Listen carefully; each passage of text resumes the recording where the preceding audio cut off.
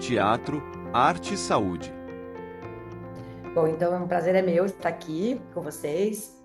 Eu sou a Flávia Garrafa, eu sou atriz e sou psicóloga também, sou educadora também, trabalho com arte e educação há muitos anos.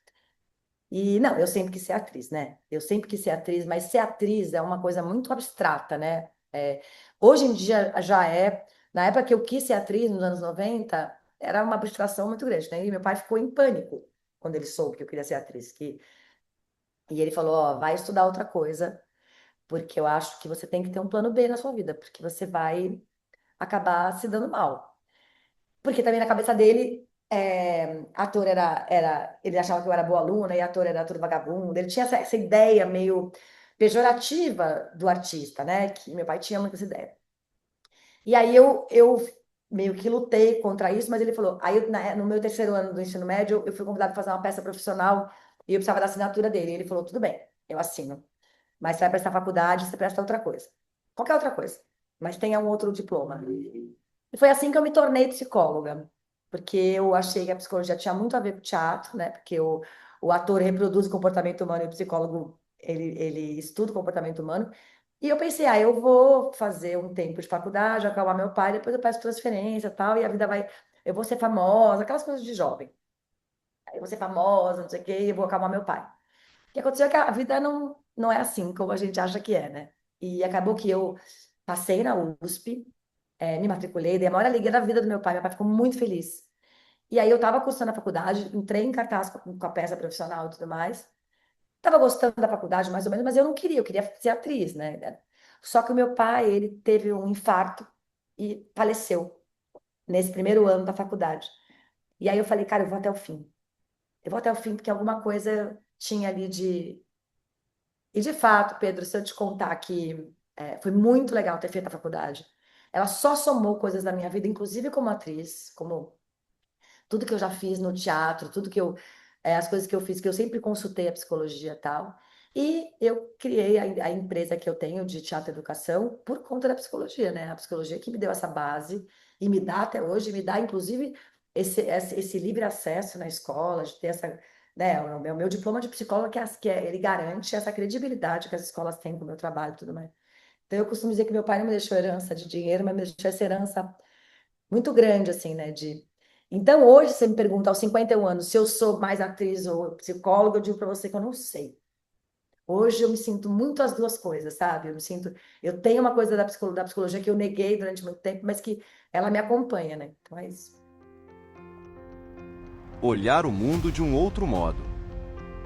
Eu acho que o teatro, eu sempre costumo dizer assim, que apesar de eu ser a formação de psicóloga, né, é uma aula de teatro, não é terapia, mas é terapêutico. Eu acho que acaba sendo um jeito de você ajudar as crianças a se comunicar, sociabilizar, se divertir, mas mais do que tudo, todas as coisas que eu acho, é olhar para o mundo de uma maneira diferente. Isso por si só já é um caminho de saúde mental, né? Quando você propõe um outro olhar, você está flexibilizando as crianças, aprendendo que a vida pode ser várias coisas, que você pode representar de vários jeitos várias coisas, né? O teatro tem isso muito. Porque o teatro por si só, ele é uma solução de um problema, porque você vai lá assistir aquele palco, como você assistiu o seu filho, não é a casa das crianças, mas a gente se transporta para a casa da criança. Como você vai fazer para aquilo parecer o que não é? Né? Então, é um exercício de solução de problema. E aí, quando a gente pensa em saúde mental, a gente pensa em rigidez. Eu sempre acho que a flexibilidade, ela é uma cura para a saúde mental.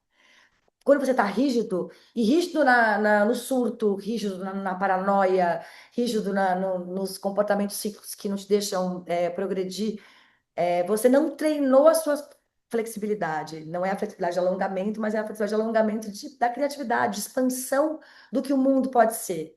E eu acho que isso o teatro favorece muito para as crianças, para os adolescentes, para os adultos, para todo mundo, né? Então ele traz esse respiro de que a vida pode ser diferente, que o problema é um só e que as soluções são várias, né?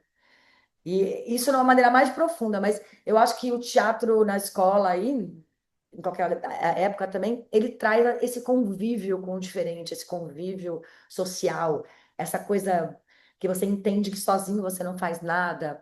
E isso também está aliado à saúde física e mental, né, das pessoas, porque as pessoas mais doentes são as pessoas que mais se trancam, né? Se você for fazer uma análise de comportamento, né? As pessoas vão ficando doentes mentalmente e elas vão ficando isoladas, né?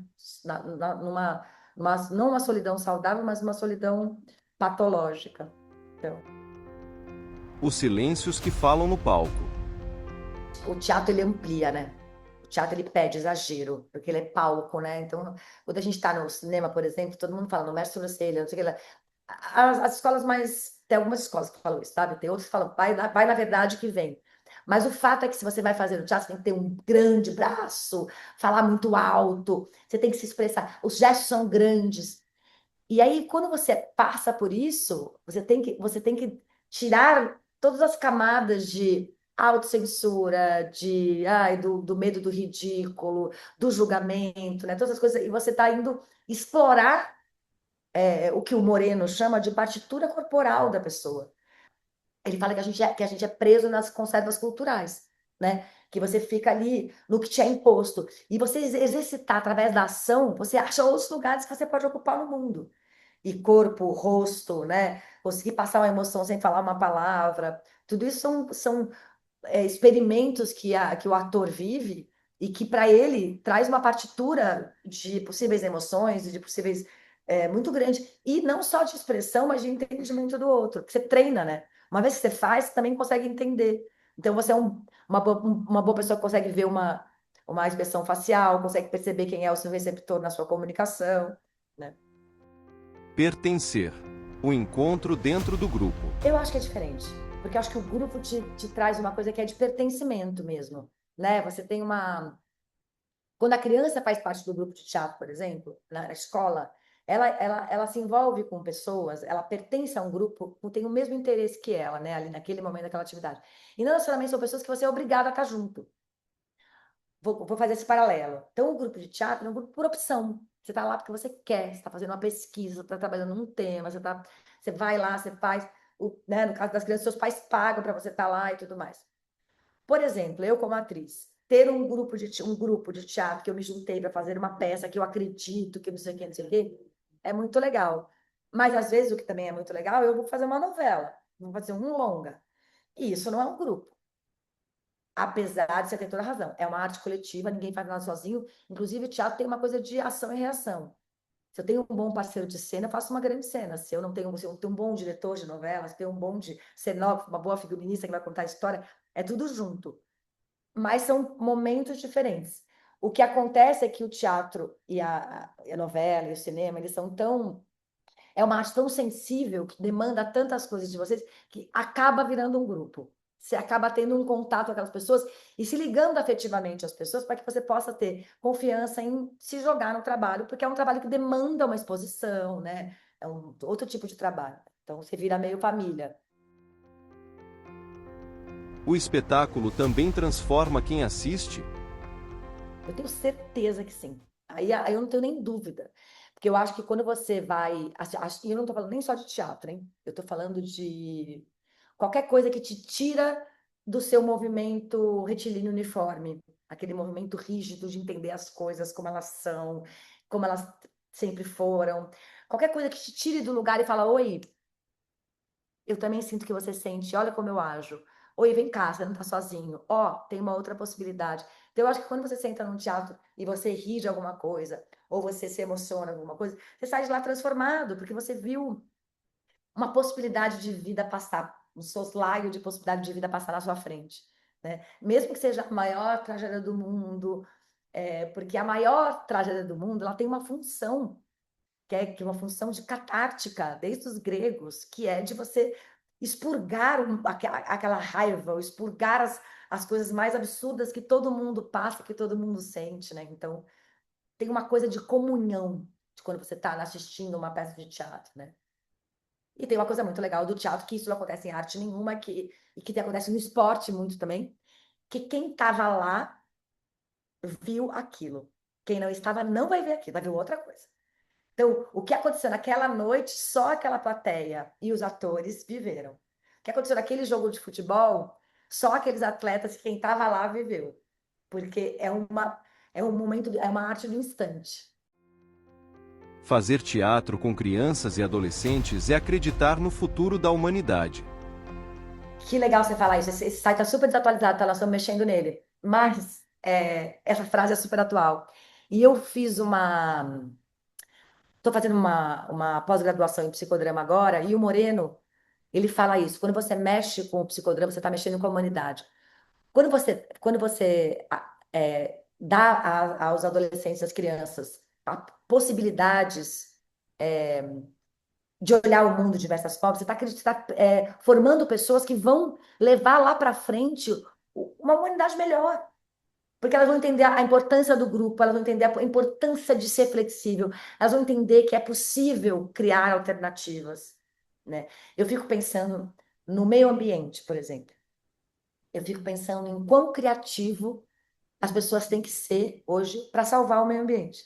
E quantas coisas estão acontecendo. Outro dia eu vi uma reportagem, acho que foi no Fantástico, sobre a China, que é o maior poluidor, mas que também está colocando placa solar em tudo quanto é lugar, está revertendo a coisa, né? O quanto de genialidade você não tem que ser, o quanto flexível você não tem que ser para salvar das tragédias as coisas, né? Então, eu fico pensando que isso no macro, né? Mas se eu penso no micro, Pedro, eu penso assim, pessoas felizes fazem um mundo melhor. E daí, se eu coloco uma criança, um adolescente, fazendo uma coisa que ele acredita, sendo bem recebido, faço com um acabamento interessante para que ele seja bem recebido pelo público e tal, eu estou criando pessoas com autoestima. E não estou falando de autoestima, tipo, eu me acho, não. A autoestima é necessária para você acreditar em você, para você não. E aí você vai, assim, criando relações saudáveis, olhando para o mundo de uma maneira saudável, né? Eu acho que é sempre uma bola de neve, né? Que durante muito tempo, eu acho, isso já caiu por terra. Se acreditava que a aprendizagem informal era o único jeito de ter bons cidadãos. Então ele tem que ser bom em matemática, ele tem que ser bom em história, ele tem que ser bom em OSPB, não sei se na tua época tinha, mas na minha época tinha moral e cívica, não era isso? Tipo assim, sei lá como é que era. Eu hoje acho que se você amplia a visão da criança e do adolescente do mundo e deixa ele confortável para testar, você está possibilitando ali um grande cidadão, um grande exercício de ética, né, de cidadania e tudo mais. Pequenas ações, novos caminhos possíveis. Eu sempre costumo dizer isso, assim, eu acho que a saúde, ela está ligada ao bem-estar, não no sentido, estou feliz, não, ao autoconhecimento mesmo. Eu acho que a saúde está sempre ligada ao autoconhecimento, a você entender isso me faz bem, isso me faz mal, isso é legal. E a saúde está ligada a ser flexível. Então, Só que às vezes a pessoa fala, todo mundo devia fazer teatro, meu recado é esse. Eu não acho que todo mundo devia fazer teatro, não. Eu acho que algumas pessoas fazem teatro, outras pessoas fazem esporte, outras pessoas cantam. O que eu acho que é importante na vida da gente, tanto com os filhos, de quem tem filho, olhar isso para os filhos, mas olhar para si próprio mesmo, que nunca é tarde, é você pensar, o que que eu posso fazer diferente? Que é uma só vida, né? E a vida é tão cheia de possibilidades, e a gente vai seguindo a vida porque é mais fácil. E eu falo isso porque eu também faço isso, né? Falar, então, o meu conselho essa pergunta vir de vez em quando, assim, o que eu posso fazer diferente por mim? O que eu posso fazer diferente pelos meus filhos? Né? O que que eles podem testar diferente? Porque é esse exercício do diferente que vai trazer o bem-estar, porque a vida aperta em algum momento. E se a gente não tiver instrumentalizado para ir para os diferentes caminhos, a gente vai cair na vala da, da não saúde mental.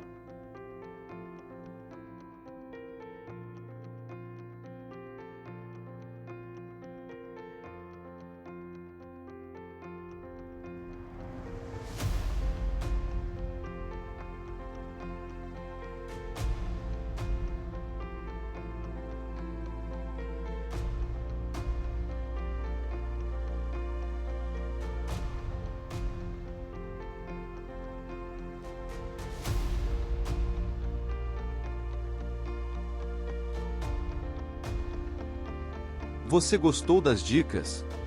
Você pode entrar em contato com a atriz Flávia Garrafa pelo Instagram, @Flávia Garrafa ou @equipe.flaviagarrafa. E acompanhe diariamente as indicações de profissionais de saúde e bem-estar, comprometidos em compartilhar conhecimento de qualidade, aqui, no Saúde em 3 Atos.